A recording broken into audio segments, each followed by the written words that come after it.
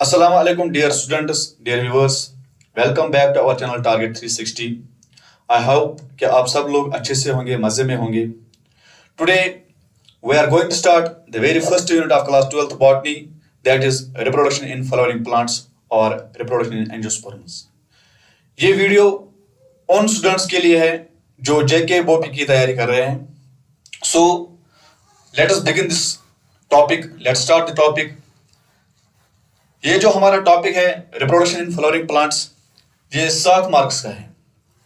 और इस टॉपिक में हम पहले देखेंगे सबसे पहला चीज जो हम इसमें देखेंगे दैट इज हम एक प्लांट की तरह देखेंगे.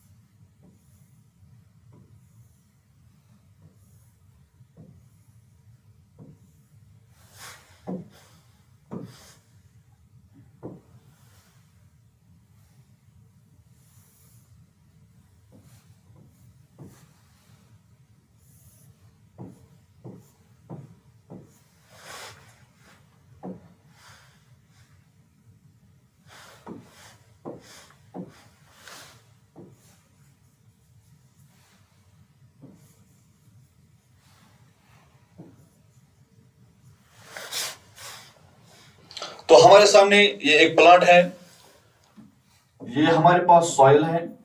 इस प्लांट के मेनली 2 पार्ट्स होते हैं बेटा. एक ऐसा पार्ट होता है which is below the ground, उस पार्ट को हम बोलेंगे बेटा रूट. और एक ऐसा पार्ट भी है जो सॉइल से ऊपर है, उस पार्ट को हम बोलेंगे बेटा शूट, या हम उसको बोलेंगे स्टेम. तो हमारे पास ये प्लांट है.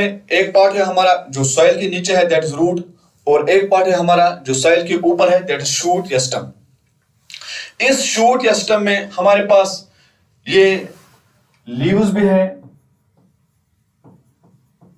हमारे पास ब्रांचेस भी है, और हमारे पास एक ब्यूटीफुल स्ट्रक्चर जिसको हम कहेंगे फ्लावर. तो इस प्लांट में अगर हम रूट, स्टेम या लीफ की बात करेंगे, these 3 parts are called as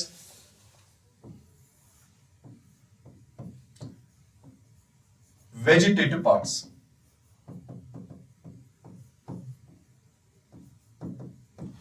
और अगर हम यहां पर फ्लावर की बात करेंगे तो फ्लावर जो हमारे पास होगा it is called as reproductive part.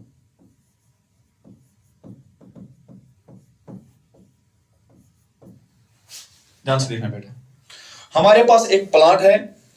इस प्लांट के 2 पार्ट्स हैं, one is below the ground and another one is above the ground.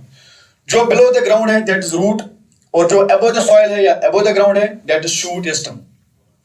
और इसी सिस्टम में हमारे पास लीव्स भी देखने को मिलती है, इसी सिस्टम में हमारे पास फ्लावर भी है, और इसी सिस्टम में हमारे पास ब्रांच भी है. जो रूट, स्टेम या लीफ होगा उनको हम कहेंगे vegetative parts because they do not participate in sexual reproduction. और जो हमारे पास फ्लावर है, this flower is called the reproductive part of A plant. तो पहली बात जो हमारे पास है फ्लावर के बारे में,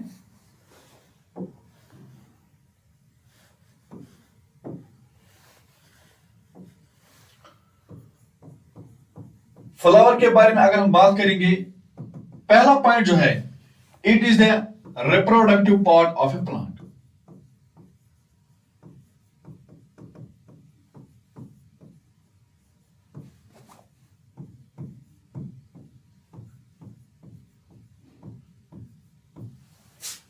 हमने प्लांट देखा है, उस प्लांट में हमने फ्लावर देखा है जहां पर सेक्सुअल रिप्रोडक्शन होनी है. ये फ्लावर क्या होता है बेटा? It is the reproductive part as it takes participate in sexual reproduction. और ये फ्लावर किन में पाया जाएगा? क्या ये एल्गी में पाया जाएगा? नहीं. क्या ये ब्रायोफाइट्स में पाया जाएगा? नहीं। क्या ये टेरिडोफाइट्स में पाया जाएगा?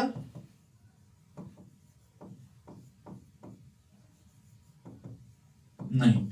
क्या ये जिम्नोस्पर्म में पाया जाएगा?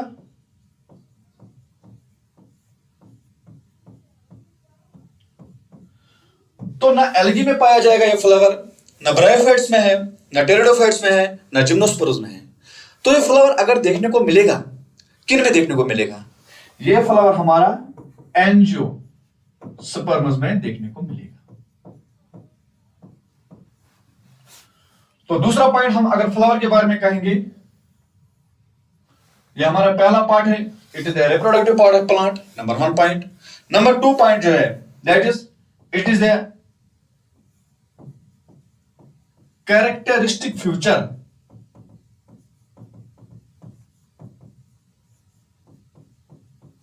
Of angiosperms. फ्लावर के बारे में हम बात कर रहे हैं बेटा। पहला पॉइंट ये है, flower is not a vegetative part, it is the reproductive part of A plant. Number 2 point, it is not found in algae, it is not found in bryophytes, it is not found in pteridophytes, it is not found in gymnosperms. ये flower सिर्फ किन में पाया जाएगा? That is angiosperms. Angiosperm में ये flower देखने को मिलता है। तो अब हम इस फ्लावर को देखेंगे कि इस फ्लावर में कौन कौन से पार्ट्स हमें देखने को मिलते हैं। Let us start this.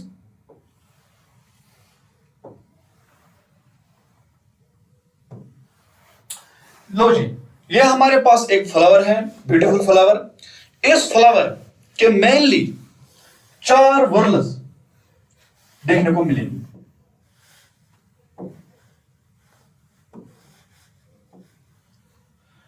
इस फ्लावर की हमारे पास बेटा 4 वर्ल्स हैं। एक वर्ल जो हमारे पास है दैट इज सेपल, एक वर्ल जो हमारे पास है that is petal, third whorl जो हमारे पास है that is male reproductive organ, उसको हम बोलेंगे स्टेमन, और लास्ट वर्ल जो हमारे पास है जिसको हम बोलेंगे कार्पल, फीमेल रिप्रोडक्टिव ऑर्गन। देख लीजिए, ये जो ग्रीन ग्रीन हमें यहां देखने को मिलता है it is called as sepal. ये जो ब्यूटीफुल कलर्ड हमारे पास ये चीजें देखने को मिलेंगी it is called as petal.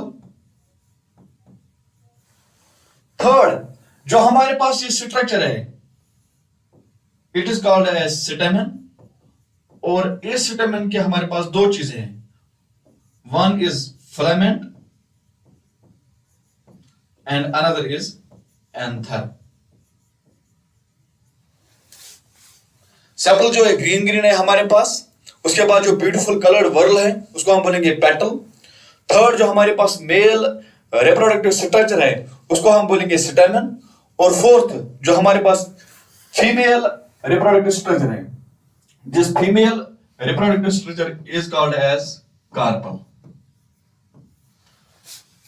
And this carpel consists of 3 parts. One is stigma, another is style, and third one, this bulged part, it is called as ovary. और इस ओवरी में हमारे पास ये खास चीज देखने को मिलता है जिसके साथ हमारा काम है, उसको हम बोलेंगे बेटा ओव्यूल। हमने क्या देखा है? हमने अब फ्लावर की तरफ देखा है। फ्लावर एक रिप्रोडक्टिव ऑर्गन है प्लांट का। ये फ्लावर जो है it is the characteristic feature of angiosperms, gymnosperm में नहीं है, एंजियोस्पर्म में है। और इस फ्लावर की तरफ जब हमने नजर डाली, इस फ्लावर में हमारे पास 4 वर्ल्स, 4 फ्लोरल वर्ल्स देखने को मिलेगी। One is sepal and another one is petal, third one is male reproductive structure, it is called as stamen, and fourth female reproductive structure which is called as carpel. And this carpel consists of 3 parts. One is stigma, another is style, and third one is ovary. और इस ovary में हमारे पास एक structure होता है which is called as ovule. ये तो है फ्लावर की बात। अब हम देखेंगे ये सेपल फ्लावर में एक ही नहीं होता है बेटा, फ्लावर में तो ग्रुप ऑफ सेपल्स होते हैं और उन ग्रुप ऑफ सेपल्स को हम बोलेंगे बेटा केलिक्स।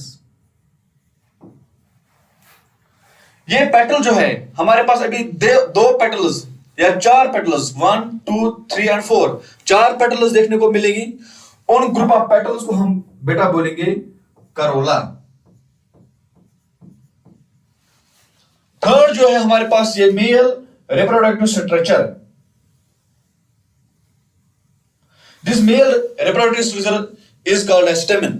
स्टेमन तो एक ही नहीं होता है फ्लावर में, स्टेमन तो बहुत ज्यादा होते हैं फ्लावर में। This group of stamens is called as androecium. और लास्ट जो हमारी फोर्थ वर्ल है which is called as carpel. Carpel तो फ्लावर में एक ही नहीं होती है, कार्पल तो बहुत सारे फ्लावर में हो सकती है। And this group of carpels is called as gynoecium. तो फ्लावर के बारे में हमने जब स्टडी की है, इसमें सेपल भी है, इसमें पेटल भी है, इसमें स्टेमन भी है और इसमें कार्पल भी है। स्टेमन और कार्पल जो है they are male and female reproductive structures. अब सेपल एक ही नहीं होता है फ्लावर में, सेपल तो बहुत ज्यादा होते हैं फ्लावर में। This group of sepals is called as calyx. Petal तो एक ही नहीं होता है, ग्रुप में होता है, it's called as corolla. Stamen जो कि मेल रिप्रोडक्टिव स्ट्रक्चर है, ये एक ही नहीं पाया जाता है फ्लावर में, बहुत सारे होते हैं। Then this group of stamen is called as androecium and female reproductive structure which is called as carpel. ये एक ही नहीं होता है फ्लावर में, बहुत सारे हो सकते हैं। This group of carpels is called as gynoecium. ये तो फ्लावर के बारे में बात की हमने। अगर हम इस फ्लावर में हम देखेंगे टर्मिनोलॉजी ऑफ फ्लावर, थोड़ी सी टर्मिनोलॉजी के बारे में भी बात करेंगे। नंबर 1 टर्म जो है इसमें that is called as complete flower.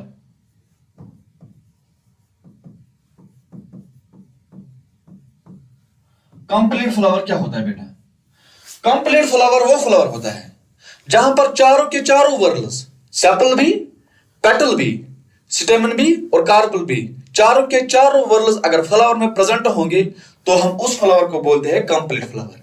तो लिखेंगे यहां पर all 4 floral whorls are present. कौन कौन से 4 वर्ल्स? सेपल भी है, पेटल भी है, स्टेमन भी है और कार्पल भी है। तो उस फ्लावर को हम बोलते हैं कंप्लीट फ्लावर। दूसरी टर्म इनकंप्लीट फ्लावर।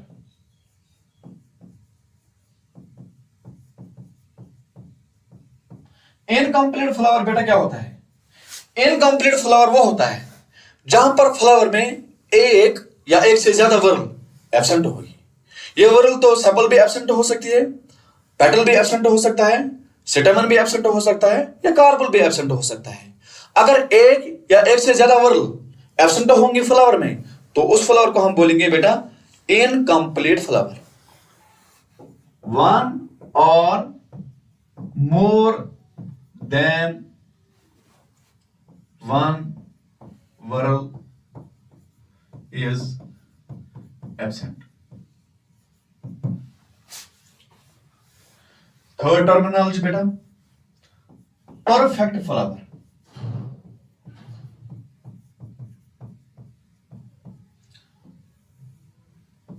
दूसरे अंदाज में हम उसको बोलेंगे बाइसेक्सुअल फ्लावर।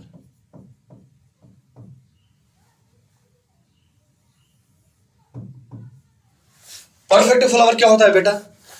ध्यान से देखना।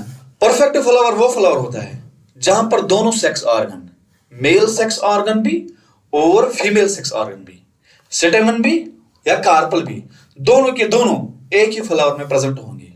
उसको हम दूसरे अंदाज में कहेंगे बाइसेक्सुअल फ्लावर। तो हम क्या लिखेंगे यहां पर?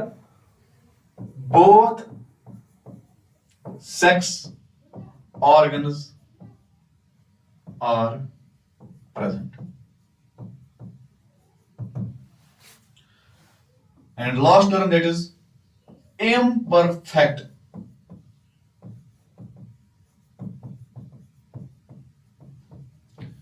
दूसरे अंदाज में हम उसको कहेंगे यूनिसेक्सुअल फ्लावर। क्या होता है बेटा? इम्परफेक्ट फ्लावर वो फ्लावर होता है जहां पर दो सेक्स ऑर्गन में से, या मेल सेक्स ऑर्गन या फीमेल सेक्स ऑर्गन, दो में से एक प्रेजेंट होगा। तो हम लिखेंगे यहां पर only one sex organ is present.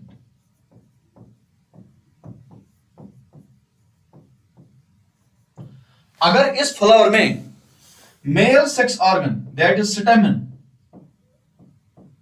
Present होगा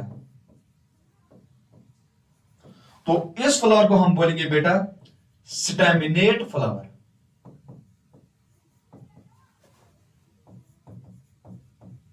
और अगर इसी फ्लावर में female structure that is carpel present होगा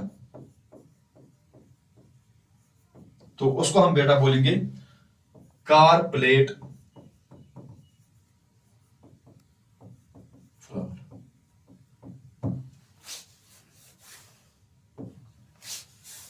कार्पलेट फ्लावर, ये तो टर्मिनोलॉजी है। एक और पॉइंट, जो सेपल और पेटल होता है बेटा, सेपल या पेटल,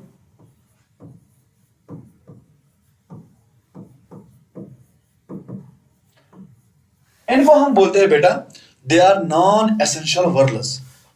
नॉन एसेंशियल वर्ल का मतलब क्या होता है कि ये हेल्प करते हैं रिप्रोडक्शन में, न कि ये पार्टिसिपेट करते हैं। मतलब कि अगर स्टेमन या कार्पल दोनों के दोनों सेक्स ऑर्गन फ्लावर में प्रेजेंट नहीं होंगे तो फिर सेपल और पेटल का क्या काम? अगर खाली स्टेमन या कार्पल फ्लावर में प्रेजेंट होंगे, अगर सेपल या पेटल नहीं होंगे, तभी तो रिप्रोडक्शन हो सकती है। कहने का यह मकसद है सेपल और पेटल जो होता है इट हेल्प्स इन रिप्रोडक्शन, लेकिन इनके बगैर भी फ्लावर में रिप्रोडक्शन हो सकती है। तो सेपल और पेटल जो होता है they are non essential whorls of a flower. ये खाली मदद करते हैं रिप्रोडक्शन में, मेन रोल इनका नहीं होता है। अगर मेन रोल होता है that is stamen and carpel. Stamen and carpel जो होता है, स्टेमन तो मेल रिप्रोडक्टिव स्ट्रक्चर है और कार्पल तो फीमेल रिप्रोडक्टिव स्ट्रक्चर है। तो स्टेमन एंड कार्पल जो है they are essential whorls of a flower.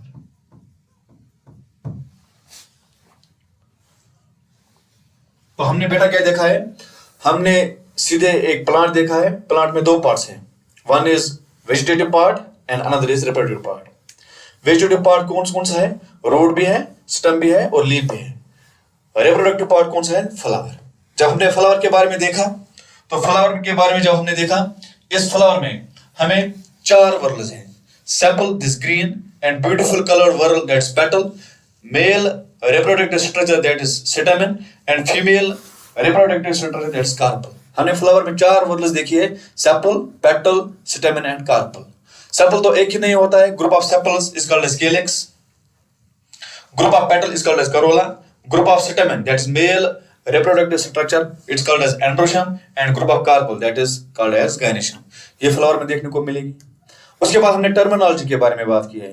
Complete flower क्या होता है, इनकम्प्लीट फ्लावर क्या होता है, परफेक्ट फ्लावर क्या होता है, इम्परफेक्ट फ्लावर क्या होता है।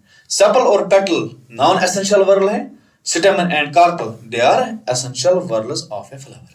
ये हमने ब्रीफ इंट्रोडक्शन दी है रिगार्डिंग फ्लावर। उसके बाद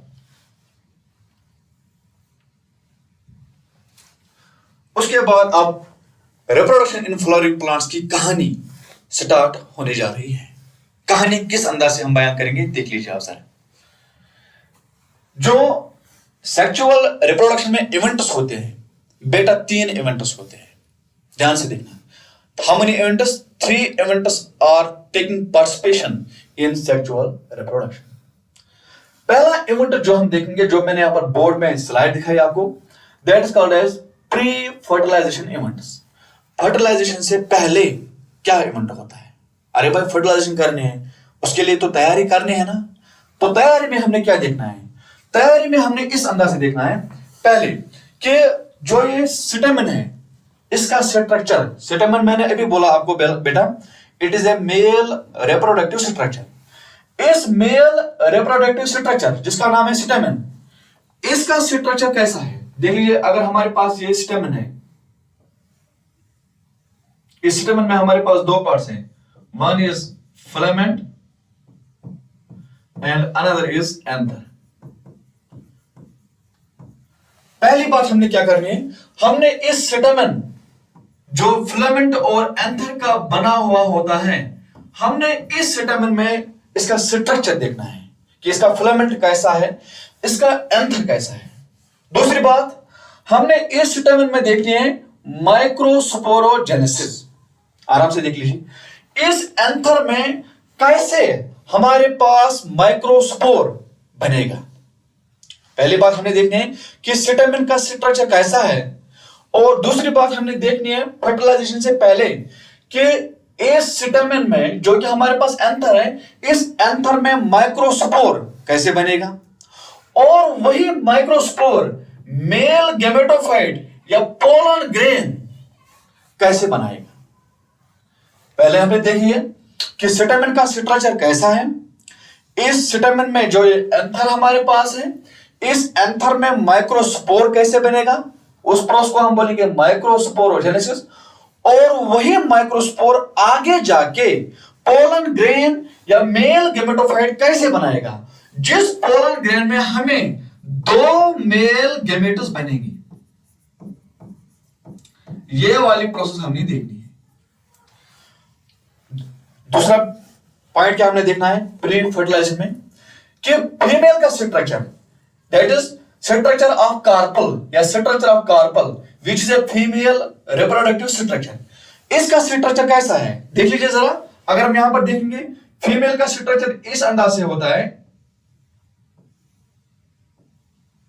तीन पार्ट्स, कि इसमें स्टिग्मा कैसा होता है, इसका काम क्या है, इस फीमेल रिप्रोडक्टिव स्ट्रक्चर में स्टाइल का काम क्या होता है, और इसी फीमेल रिप्रोडक्टिव स्ट्रक्चर जिसका हम नाम देते हैं कार्पल, जिसका हम नाम देते हैं पिस्टल, इस कार्पल या पिस्टल का स्ट्रक्चर कैसा होता है। इसके तीन पार्ट्स हमें देखने को मिलेंगे, one is stigma, another is style and third one is ovary. ये हमने देखना है। और हमने देखना है इसी कार्पल में हमारे पास एक बेहतरीन स्ट्रक्चर है जिसका नाम है ओव्यूल, जिसका नाम है बेटा क्या, ओव्यूल। इस ओव्यूल में हमारे पास मेगास्पोर कैसे बनेंगे। इस कार्पल का स्ट्रक्चर कैसा है, one is stigma, another style and third one is ovary. और ओवरी में एक बेहतरीन स्ट्रक्चर देखने को मिलेगा जिसका नाम है ओव्यूल। उस ओव्यूल में मेगास्पोर कैसे बनेगा, उसको हम बोलेंगे मेगास्पोरोजेनेसिस। और वही मेगास्पोर आगे जाके फीमेल गैमेटोफाइट या एम्ब्रियो सैक कैसे बनाएगा। याद रख लीजिए बेटा, पहले हमें देखना है कि फीमेल रिप्रोडक्टिव स्ट्रक्चर कैसा होता है, और इसी फीमेल रिप्रोडक्टिव स्ट्रक्चर में हमारे पास मेगास्पोर कैसे बनेगा, इस ओव्यूल में मेगास्पोर कैसे बनेगा, और वही मेगास्पोर आगे जाके कैसे हमारे पास एक एम्ब्रियो सैक बनाएगा। एम्ब्रियो सैक का स्ट्रक्चर इस अंदाज से होता है, दिखाने की कोशिश करूंगा मैं यहां पर स्लाइड पे।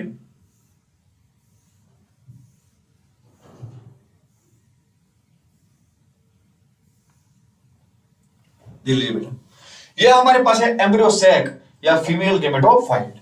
हमने क्या देखा है अभी, मैंने क्या बोला बेटा, मैंने बोला प्री फर्टिलाइजेशन इवेंट्स में हमारे पास जो ये फीमेल रिप्रोडक्टिव स्ट्रक्चर है जिसका नाम है कार्पल, इस कार्पल में कितने पार्ट्स हैं उनको हमने स्टडी करना है। और इसी ओवरी में हमारे पास एक स्ट्रक्चर होता है जिसका नाम है ओव्यूल।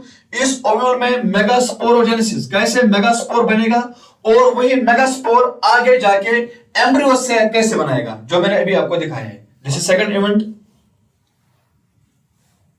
फिर जब मेल स्ट्रक्चर भी तैयार है, फीमेल स्ट्रक्चर भी तैयार है, मतलब मेल में हमने क्या देखा है, फाइनली पोलन ग्रेन बन गया हमारे पास जिसमें मेल गैमेट्स हैं, और फीमेल में हमने क्या देखा है, एम्ब्रियो सैक बना है हमारे पास जिसको हम फीमेल गैमेटोफाइट कहेंगे, जिसमें एग बन रहा है। अब दोनों जब तैयार है, मेल भी है तैयार, फीमेल भी है तैयार, अब ये पोलन ग्रेन पोलन ग्रेन कैसे इस फीमेल के पास पहुंचेगा, जहां पर हमने देखा है स्टिग्मा स्टाइल ओवरी, ये पोलन ग्रेन जो है, ये पोलन ग्रेन यहां तक कैसे पहुंचेगा, ये हमने देखना है प्री फर्टिलाइजेशन इवेंट में। तो उस प्रोसेस को हम बोलते हैं बेटा पॉलिनेशन। मेल भी तैयार है हमारे पास, फीमेल भी तैयार है हमारे पास। अब मेल जो पोलन ग्रेन बन गया है, ये पोलन ग्रेन कैसे फीमेल तक पहुंचेगा, उसको हम बोलेंगे पॉलिनेशन। जब पॉलिनेशन हो गई, पोलन ग्रेन यहां आ ही गया, ये पोलन ग्रेन कैसे इस स्टिग्मा के साथ इंटरेक्ट करेगा, कौन कौन से इवेंट्स वहां पर होंगे, तो उस फिनोमेनन को हम बोलेंगे बेटा पोलन पिस्टल इंटरेक्शन। तो प्री फर्टिलाइजेशन इवेंट्स में हमें ये पॉइंट्स देखने को मिलेंगे। पहले स्टेमन का स्ट्रक्चर कैसा है, और इसी स्टेमन में एंथर कैसा है, और इसी एंथर में माइक्रोस्पोरोजेनेसिस, माइक्रोस्पोर कैसे बनेगा, और वही माइक्रोस्पोर आगे जाके पोलन ग्रेन कैसे बनाएगा, जिस पोलन ग्रेन में हमारे पास 2 मेल गैमेट्स होंगे। दूसरा, हमारे पास फीमेल रिप्रोडक्टिव स्ट्रक्चर जिसका नाम है कार्पल या जिसका नाम है पिस्टल, इसका स्ट्रक्चर कैसा है, स्टिग्मा है, स्टाइल है, ओवरी है। और इसी फीमेल स्ट्रक्चर में हमारे पास मेगास्पोर्स कैसे बनेंगे इस मेगा ओव्यूल में, और मेगास्पोर बन के वो मेगास्पोर कैसे हमारे पास एम्ब्रियो सैक बनाएगा या फीमेल गैमेटोफाइट बनाएगा। तो हो गई 2 चीज। थर्ड इवेंट जो हमने देखा इसमें, थर्ड पॉइंट कि अब पोलन ग्रेन भी तैयार है और एम्ब्रियो सैक भी तैयार है। अब ये पोलन ग्रेन जाके कहां पहुंचेगा, फीमेल के पास। तो फीमेल के पास हमारे पास ये जो पॉइंट है that is stigma, this is style and this third one is ovary. ये पोलन ग्रेन जब यहां पर स्टिग्मा के पास पहुंचेगा तो उसको हम बोलेंगे पॉलिनेशन, और पहुंच के ये स्टिग्मा के साथ हाय हेलो करेगा, बहुत सारे काम वहां पर होंगे, तो उस फिनोमेनन को हम बोलेंगे बेटा pollen pistil interaction. This is first event which is called as pre fertilisation event. जब यहां पर पोलन ग्रेन आ ही गया, तो अब सेकंड इवेंट जो होगा दैट्स कॉल्ड एज फर्टिलाइजेशन। इनके पोलन ग्रेन के पास हमारे पास 2 मेल गैमेट्स हैं। अब ये मेल गैमेट फीमेल के एम्ब्रियो सैक में जो हमारे पास एग है उनके साथ फ्यूज होगा, दिस कॉल्ड एज फर्टिलाइजेशन। मान लीजिए यहां पर मैं आपको दिखाने की कोशिश करूंगा, दिस इज एम्ब्रियो सैक, ये हमारे पास है एग सेल, ये हमारे पास है 2 सिनर्जिड्स, ये हमारे पास है 2 पोलर न्यूक्लियाई, और हमारे पास है ये antipodal. This is synergid, this is egg cell, this is central cell जिसमें 2 पोलर न्यूक्लियाई होंगे, और these are 3 एंटीपोडल्स। अब जब दूसरा इवेंट होगा फर्टिलाइजेशन, हमने ये भी देखा कि पोलन ग्रेन के पास 2 मेल गैमेट्स होंगी। अब एक मेल गैमेट इस एग के साथ फ्यूज होगा, जिसको हम नाम देंगे फर्टिलाइजेशन या सिनगैमी, या हम उसका नाम देंगे सिनगैमी। और दूसरा, ये जो मेल गैमेट है ये फ्यूज होगा इन पोलर न्यूक्लियाई के साथ, जिसका नाम हम देंगे यहां पर ट्रिपल फ्यूजन। तो दूसरा इवेंट जो हमारे पास है दैट इज फर्टिलाइजेशन। फर्टिलाइजेशन में क्या होगा, जो पोलन ग्रेन वहां तक पहुंच गया है फीमेल तक, अब वो हमने वहां पर एम्ब्रियो सैक बनाया है, फीमेल गैमेटोफाइट बनाया है, ये हमारे पास है एम्ब्रियो सैक। अब फर्टिलाइजेशन में क्या होगा, इस पोलन ग्रेन के हमारे पास 2 मेल गैमेट्स है।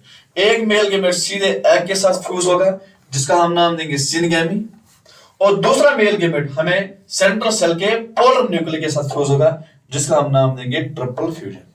ये हो गया दूसरा इवेंट। अब नेक्स्ट इवेंट हमारे पास जो है that's called as post fertilization events.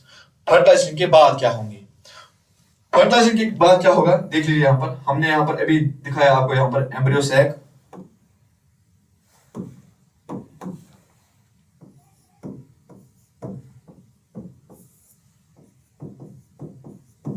अभी हमने दिखाया है। फर्टिलाइजेशन के बाद ये हमारे पास बेटा एम्ब्रियो सैक है या फीमेल गैमेटोफाइट है, एम्ब्रियो सैक है। फर्टिलाइजेशन के बाद जब इस एग सेल से फर्टिलाइजेशन हो गई, तो ये एग सेल आगे जाके क्या बनाएगा, जाइगोट, और जाइगोट आगे जाके क्या बनाएगा, एम्ब्रियो। जब पहला मेल गेमेट इस एग सेल के साथ फ्यूज होगा तो उसको हम बोलेंगे फर्टिलाइजेशन, सिनगेमी। तो वहां पर हमें क्या बनेगा, जायगोट, और जायगोट आगे जाके क्या बनाएगा, एम्ब्रियो। तो उसको हम बोलेंगे एम्ब्रियो डेवलपमेंट। ये तो फर्टिलाइजेशन के बाद का इवेंट है। Second point, endosperm development. जो सेकंड मेल गेमेट, ध्यान से देखना, जो सेकंड मेल गेमेट इस एग के साथ फ्यूज होगा तो हमें यहां पर ये बनेगा एंडोस्पर्म। इस एंडोस्पर्म का डेवलपमेंट कैसे होगा आगे जाके, तो उसको हम बोलेंगे एंडोस्पर्म डेवलपमेंट। ये भी तो फर्टिलाइजेशन के बाद का इवेंट है। और थर्ड इवेंट है कि एम्ब्रियो से सीड कैसे बनेगा और ओवरी से फ्रूट कैसे बनेगा। These are all events are called as post fertilization events।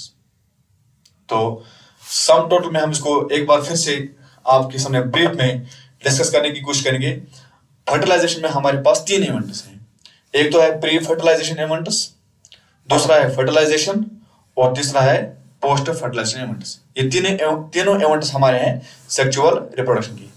Pre fertilization event में हमने देखना है कि स्ट्रक्चर ऑफ स्टेमन का स्ट्रक्चर कैसा होता है, वहां पर जो एंथर है हमारे पास, वहां पर माइक्रोस्पोर कैसे बनेगा, और वो माइक्रोस्पोर आगे जाके पोलन ग्रेन कैसे बनाएगा जिसमें मेल गेमेट्स होंगी।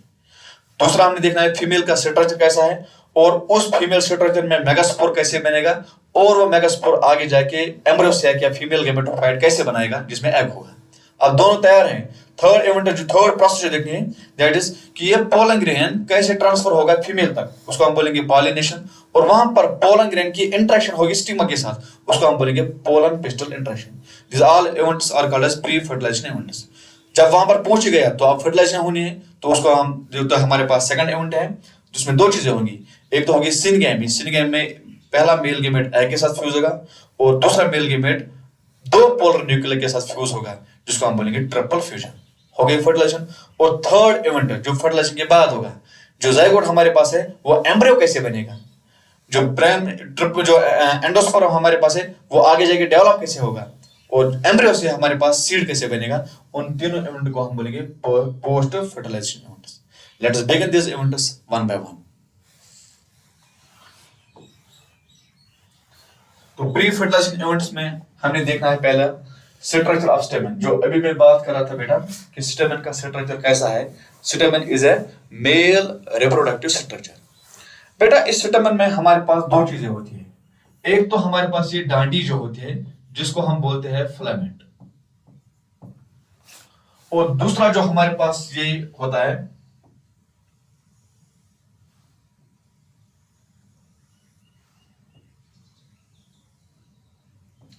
This is called as anther. पहला इवेंट देखना है प्री फर्टिलाइजेशन इवेंट का, that is male reproductive structure जिसका नाम है स्टेमन। इस स्टेमन का स्ट्रक्चर कैसा है? स्टेमन का स्ट्रक्चर यूं है, इसमें 2 चीजें देखने को मिलेगी। One is filament which is a stalk, and another is a globular structure which is called as anther. तो हमने देखना है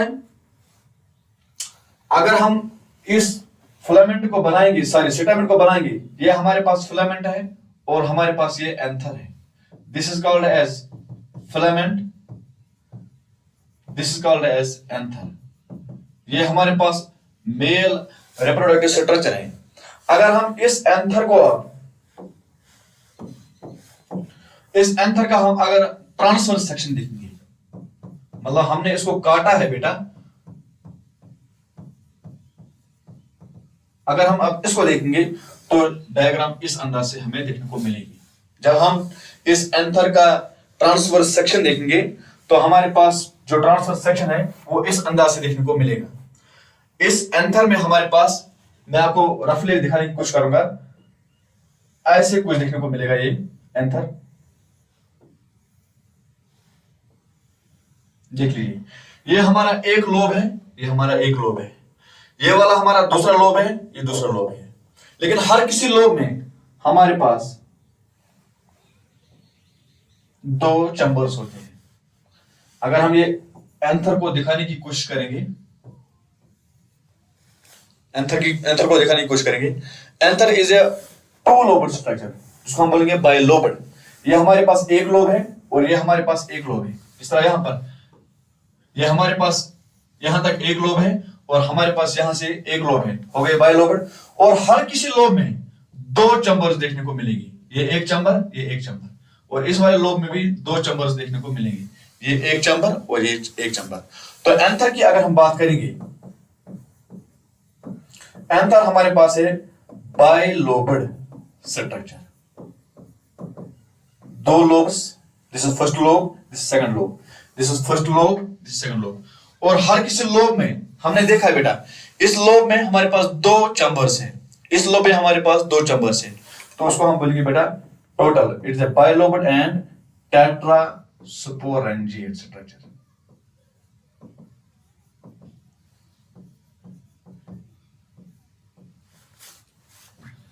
क्योंकि हमारे पास एक लोब में एक स्पोरेंजिया होगा, माइक्रोस्पोरेंजिया, दूसरा माइक्रोस्पोरेंजिया, तीसरा माइक्रोस्पोरेंजिया और फोर्थ माइक्रोस्पोरेंजिया। तो ये हमारे पास एक लोब है पूरा, और इस साइड में हमारे पास एक लोब है, हो गई बाइलोबड स्ट्रक्चर। लेकिन हर किसी लोब में दो स्पोरेंजिया है हमारे पास, या दो चैम्बर्स, इसमें भी, इस वाले लोब में भी दो चैम्बर्स। तो टोटल कितने चैम्बर्स हैं या टोटल कितने स्पोरेंजिया है? 1 2 3 एंड 4, 4 स्पोरेंजिया है। इसका मतलब एंथर जो हमारे पास बेटा है, it is a bilobed structure and tetrasporangiate.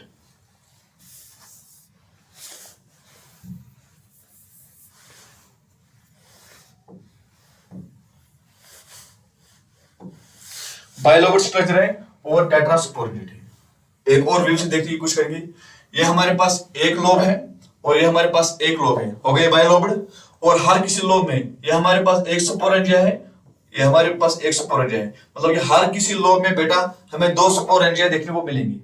इस वाले भी लोब में भी हमारे पास दो स्पोरेंजिया है, तो टोटल कितने माइक्रोस्पोरेंजिया हैं? That is 4। So anther is a bilobed and tetrasporangiate. लेकिन अगर हम इस एंथर की तरफ अब नजर डालेंगे, इस एंथर में हमारे पास 4 लेयर्स हैं। वन इज एपिडर्मिस, जो आउटर मोस्ट लेयर है हर किसी लोब में। वन इज एंडोथीशियम, जो दूसरा लेयर है। उससे अंदर जो ये ग्रीन ग्रीन देखने को मिलेगा उसको हम बोलेंगे मिडल लेयर, और जो सबसे ये पिंक वाला स्ट्रक्चर देखने को मिलेगा उसको हम बोलेंगे टैप्टम। मतलब ये 4 चीजें हमारे पास है हर किसी लोब में। एक तो है एपिडर्मिस, दूसरा सेकंड लेयर जो है उसको हम बोलेंगे एंडोथीशियम, थर्ड लेयर जो ये ग्रीन ग्रीन सा है उसको हम बोलेंगे मिडल लेयर, और फोर्थ लेयर जो अंदर से है उसको हम बोलेंगे टैप्टम। और इसी टैप्टम में हमारे पास जो ये सेल्स देखने को मिलेंगी इसको हम बोलेंगे बेटा स्पोरोजीनस टिश्यू।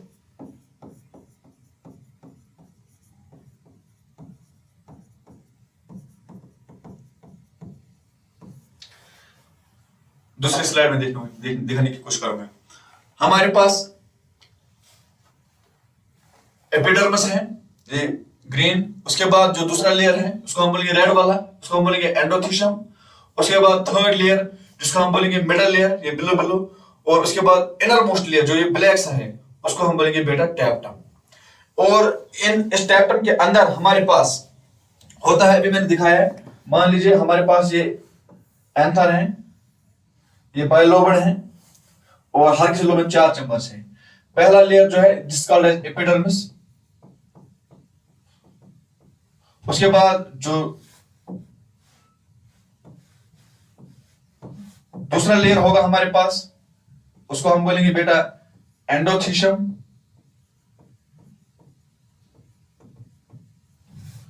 उसके बाद जो हमारे पास होगा तीसरा लेयर उसको हम बोलेंगे बेटा middle layer,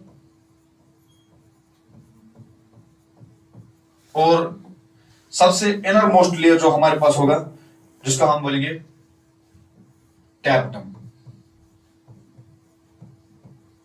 epidermis outer most layer है, उसके बाद सेकंड लेयर जिसको हम बोलेंगे एंडोथीशियम, उसके बाद थर्ड लेयर जिसको हम बोलेंगे मिडल लेयर, उसके बाद फोर्थ लेयर जिसको हम बोलेंगे टैप्टम। लेकिन इस टैप्टम के अंदर एक वीआईपी बैठा हुआ है जिसका नाम देते हैं हम माइक्रोस्पोरेंजियम, और इस माइक्रोस्पोरेंजियम में सेल्स प्रेजेंट होंगी जिसको हम बोलेंगे स्पोरोजिनस टिश्यू। इसका नाम हम देंगे माइक्रोस्पोरेंजियम, और इस माइक्रोस्पोरेंजियम में हमें देखने को मिलेगा एक टिश्यू जिस टिश्यू का नाम है स्पोरोजिनस टिश्यू। आराम से देखिए, हमने मेल प्री फर्टिलाइजेशन इवेंट का पहला इवेंट जो देखना है, that is structure of स्टेमन, mail reproductive structure. उसमें हमने देखा है कि इस स्टेमन का हमारे पास दो पार्ट्स है, one is filament and stalk of the stamen which called as filament and a globular structure which called as anther. अब हमने इस एंथर को देखा है, इस एंथर को हमने देखा है, this anther is consist of two lobes, this is one lobe, this is another lobe, it means anther is bilobed. और हर किसी लोब में हमारे पास दो चैम्बर्स होंगे या दो स्पोरेंजिया होंगे, 1 and 2, और दो लोब्स में हमारे पास 4 स्पोरेंजिया देखने को मिलेगी। It means anther is bilobed and tetrasporangiate. अब हमने इस एंथर को फिर से देखने की कोशिश की है। इस एंथर में हमारे पास 4 लेयर्स है बेटा। सबसे बाहर की लेयर जो है जिसको हम बोलेंगे एपिडर्मिस, जो फिर रेड से मैंने मार्क किया है उसको हम बोलेंगे एंडोथेलियम, फिर थर्ड जो है उसको हम बोलेंगे मिडल लेयर, और सबसे इनर मोस्ट लेयर है जिसको हम बोलेंगे टैप्टम। अब इन 4 लेयर्स में हमारे पास एक वीआईपी बैठा हुआ है जिसको हम बोलेंगे माइक्रोस्पोरेंजियम, और इस माइक्रोस्पोरेंजियम में हमारे पास टिश्यूज है, सेल्स है जिसको हम बोलेंगे स्पोरोजिनस टिश्यू। ये हमारे पास इसका स्ट्रक्चर है। अब इस स्ट्रक्चर को हम स्टेप बाय स्टेप अंडरस्टैंड करने की कोशिश करेंगे।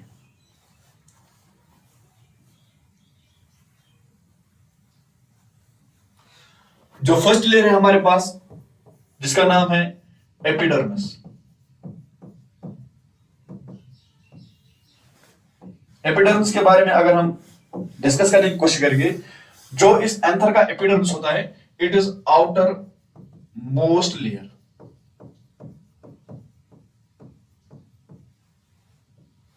आउटर मोस्ट लेयर है बेटा, और इस एपिडर्मिस का काम होता है मेनली प्रोटेक्शन।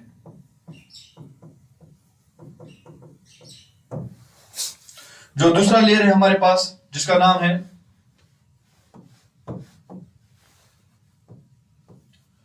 एंडोथीशियम।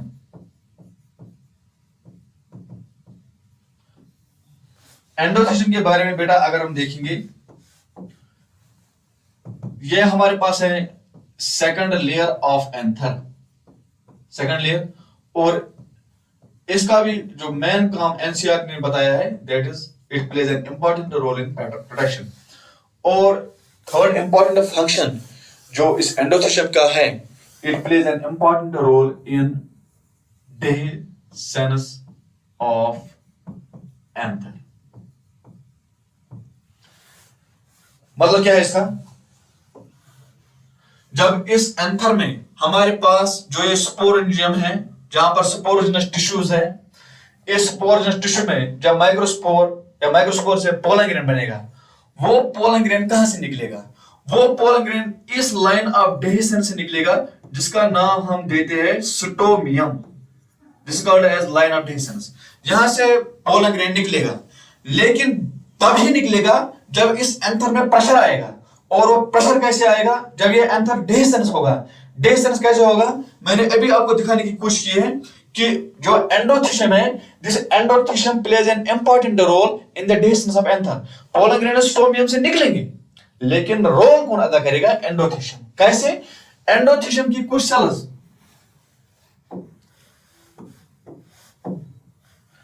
एंडोथेलियम की कुछ सेल्स होते हैं, sales of endothelium,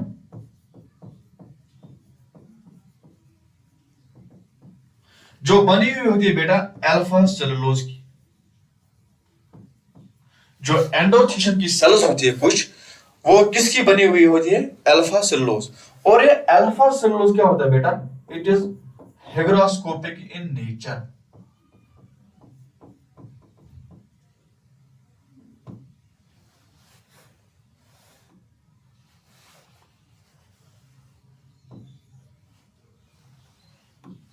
it is hygroscopic in nature. इसका मतलब क्या होता है, hygroscopic का मतलब, hygroscopic का मतलब होता है it absorbs moisture, it absorbs moisture from the atmosphere. जब एंडोथेलियम की सेल्स एटमॉस्फेयर से मॉइस्चर एब्जॉर्ब करते रहेंगे करते रहेंगे करते रहेंगे, तो ऑटोमेटिकली यहां पर जो सेल्स होंगे वो टर्जिड हो जाएंगी। जैसे एक प्रेशर होगा एंथर में, फिर एंथर क्या होगा, डेhiscence, जहां से फिर लाइन ऑफ डेhiscence जिसको हम बोलेंगे स्टोमियम, वहां से फिर पोलन ग्रेन्स निकलेंगे। तो hygroscopic इन नेचर का मतलब होता है absorb moisture from atmosphere.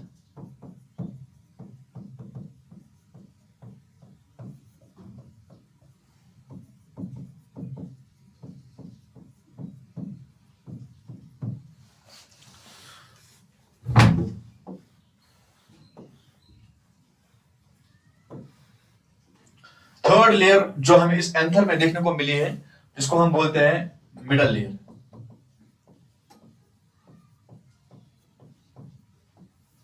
Middle layer क्या होता है बेटा, आराम से देख लीजिए। मिडल लेयर जो होती है ये 2 to 3 लेयर होती है। मिडल लेयर जो होती है दे आर एपिमेरल। एपिमेरल का मतलब होता है शॉर्ट लिव्ड। ये कम समय तक रहती है। जो मिडल लेयर है, एंथर का जो थर्ड लेयर है जिसको हम बोलते हैं मिडल लेयर, ये 2 से 3 लेयर्स का बना होता है। ये एपिमेरल है, शॉर्ट लिव्ड है, और ये प्रोवाइड करते हैं न्यूट्रिशन। किसको देते हैं? During the development of microspore. जब माइक्रोस्पोरोजेनेसिस होनी है तो माइक्रोस्पोरोजेनेसिस में जब माइक्रोस्पोर का बनना होता है, उस माइक्रोस्पोर को ये न्यूट्रिशन प्रोवाइड करती है। और लास्ट लेयर जो इनर मोस्ट लेयर है हमारे पास, जिसका नाम हम देते हैं टैप्टम। टैप्टम जो बेटा होता है, it is inner most layer of anther.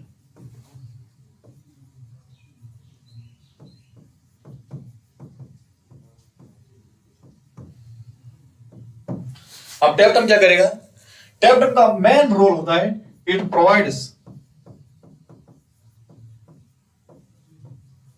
Nutrition to the developing pollen grain.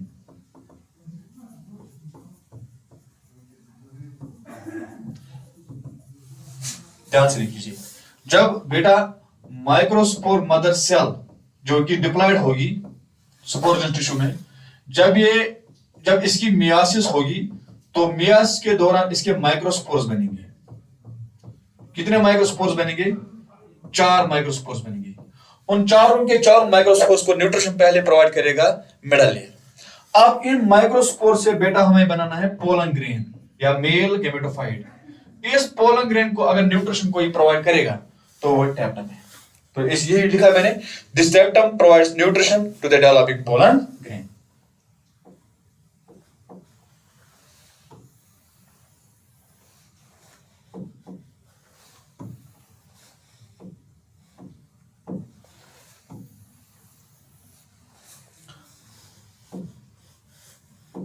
Third point क्या है टैप्टम का? जो टैप्टम की सेल्स होती है, अब तो इसको न्यूट्रिशन देना है पोलन ग्रेन को। जो इसकी सेल्स होती है बेटा, cells are bi to multinucleate. हर किसी सेल में 2 या 2 से ज्यादा न्यूक्लियस पाए जाएंगे। इसका मतलब यहां पर क्या हो गया है? एंडोमाइटोसिस, जहां पर बहुत सारे न्यूक्लियस हमें देखने को मिलेंगे, और ये न्यूक्लियस क्या करेंगे? ये न्यूट्रिशन प्रोवाइड करेंगे किसको? पोलन ग्रेन को। एक और रोल जो टैप्टम का होता है, देख लीजिए बेटा, हमारे पास जब पोलन ग्रेन बनेगा, मान लीजिए ये हमारे पास एक पोलन ग्रेन बन गया। इस पोलन ग्रेन की हमारे पास ये एक लेयर है जिसको हम बोलेंगे इंटाइन, और जो इस पोलन ग्रेन की सेकंड लेयर हमें बनेगी जिसको हम बोलेंगे एक्साइन।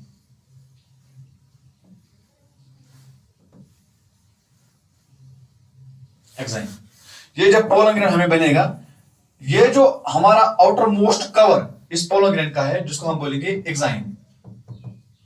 ये एक्साइन किसका बना हुआ होता है? स्पोरोपोलेनिन। और स्पोरोपोलेनिन बेटा क्या होता है?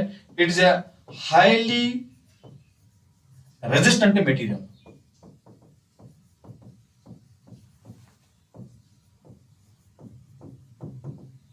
It is non biodegradable. देख लीजिएगा, मैंने बोला है टैप्टम ये inner most layer of anther है जो माइक्रोस्पोरेनियम को प्रोटेक्ट करेगा। ये एंथर क्या करेगा? जब अंदर से माइक्रोस्पोर से पोलन ग्रेन बनेगा, उस पोलन ग्रेन को न्यूट्रिशन प्रोवाइड करेगा। और टैप्टम की सेल्स क्या होती है? Bye to multi nucleate. उसके बाद मैंने इंपॉर्टेंट पॉइंट यहां पर बोलना है कि जो टैप्टम का रोल होता है, फोर्थ रोल,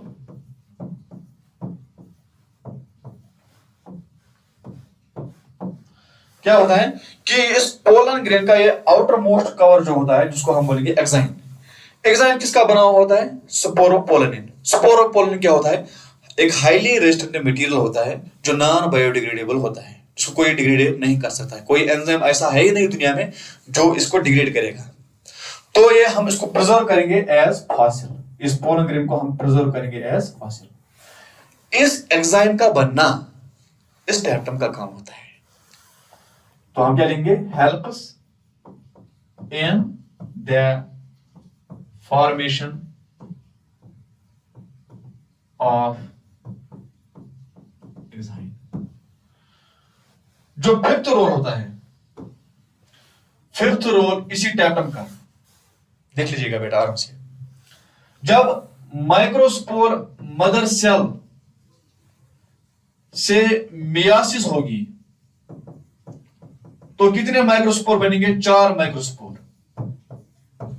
लेकिन इन चारों के चारों माइक्रोस्पोर को बाहर से एक लेयर होगी, जिस लेयर को हम बोलेंगे कैलोस। इस कैलोस को अगर कोई डिसॉल्व करेगा, खत्म करेगा, तो उसका नाम है कैलेस। कैलेस इज एन एंजाइम। ये कैलेस एंजाइम इन चारों माइक्रोस्पोर्स के बाहर जो लेयर बनी हुई होती है कैलोस की, इस कैलोस लेयर को डिसॉल्व करेगा कौन सा एंजाइम? कैलेस। और वो कैलेस कौन बनाएगा? Tapetum. Tapetum synthesizes the enzyme callase. Last role, roll number 6 tapetum का। देख लीजिए भाई, अगर हम यहां पर एक पोलन ग्रेन की बात करेंगे, मान लीजिए हमारे पास ये एक पोलन ग्रेन है,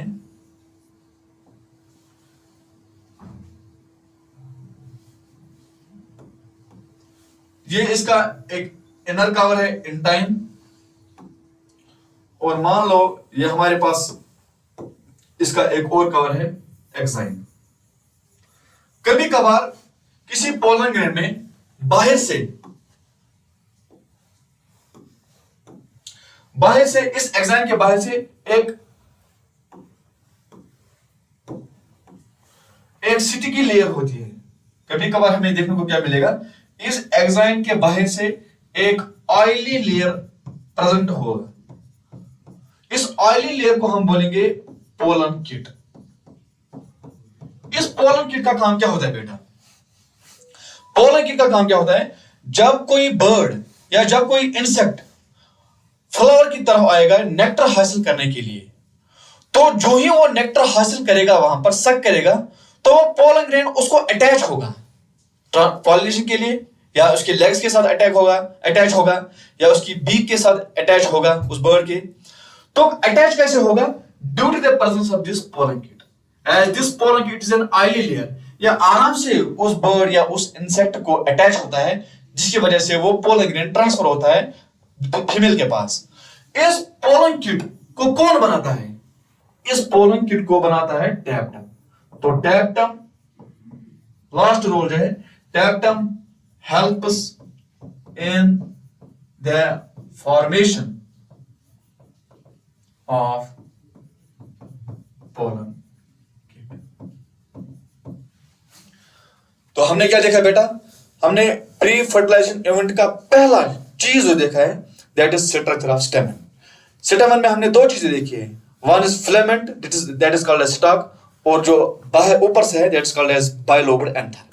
उस एंथर की तरफ जब हमने देखा है जहां पर 2 लोबस थे और हर किसी लोब में 2 स्पोरेंजिया थे, तो anther is bilobed and tetrasporangiate.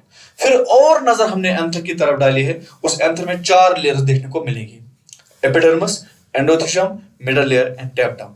उनके बारे में हमने स्टडी किया है। जब ये सारा कुछ हो गया है, अब इसी टैप्टम के अंदर मैंने अभी बोला है माइक्रोस्पोरेंजियम। इस माइक्रोस्पोरेंजियम में कैसे माइक्रोस्पोर बनेगा? तो उस फिनोमेनन को हम बोलेंगे माइक्रोस्पोरोजेनेसिस। इस माइक्रोस्पोरोजेनेसिस के बारे में हम अगले आने वाले लेक्चर में बात करेंगे। तब तक आप मुझे भी दीजिए इजाजत और आप भी बैठिए अल्लाह ताला के हवाले।